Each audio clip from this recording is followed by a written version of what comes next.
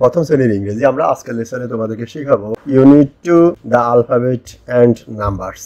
এই ইউনিটে আমরা আজকে শিখবো তোমাদের পাঠ্য বইয়ের 30 পৃষ্ঠার পড়াগুলো, যেখানে শিখবো অ্যাক্টিভিটি ডি। অ্যাক্টিভিটি ডিটা নেওয়া হলো তোমার লেসন 9 থেকে, আর লেসন 9 এর জন্য এটা হলো তৃতীয় ক্লাস, সেশন 3। ওকে, তার মানে অ্যাক্টিভিটি ডিটা তোমাকে শিক্ষক কিভাবে পড়াবেন এবং তোমার অ্যাক্টিভিটি ডিটা শেষ করার পরে শিক্ষক তোমার কাছ থেকে একটা মূল্যায়ন নেবেন, আর এই মূল্যায়নটা কেমন হবে সেটা আমরা তোমাদেরকে দেখাবো। ওকে, তো আমরা শুরুতে চলে যাচ্ছি অ্যাক্টিভিটি ডি। ওকে, এই যে আমার অ্যাক্টিভিটি ডি, কি বলা আছে দেখো, ট্রেস হাত ঘুরাবা, ইন দ্য এয়ার শূন্যে বা বাতাসে, মানে শূন্যে হাত ঘুরাবা। এরপরে আসো ট্রেস অ্যান্ড রাইট, তার মানে বিন্দুগুলোর উপরে তুমি হাত ঘুরাবা এবং রাইট মানে লেখা, লিখবা।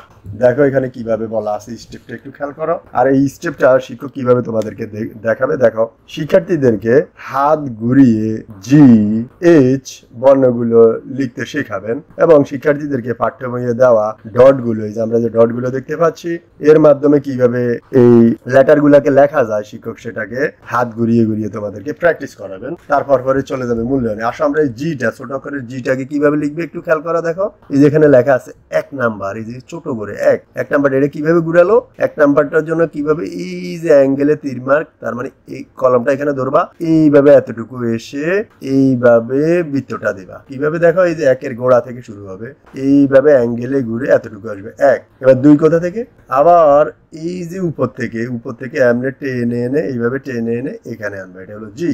এইভাবে তুমি বাকি সবগুলার কাজ করবা, এখানে যতটুকু লেখা পসিবল হয় ততটুকু লিখবা। ওকে, এবার আসো বড় অক্ষরের ক্ষেত্রে কি করবা। বড় অক্ষরের জির ক্ষেত্রে দেখো এই যে 1 লেখা আছে, 1 মানে এখান থেকে এইভাবে অ্যাঙ্গেল হয়ে এতটুকু আসবে, এই পর্যন্ত আসবে, এটা হলো 1। কোথা থেকে, এইভাবে ঘুরবে এতটুকু আসবে। ওকে, এরপরে 2 কোথা থেকে, এখান থেকে এইদিকে একটা টান দিবা, ভিতরের দিকে এতটুকু যাবা, এটা হবে 2। তার মানে 1 এবং 2 এর সমন্বয় হয়ে যাবে আমার বড় অক্ষরের জি।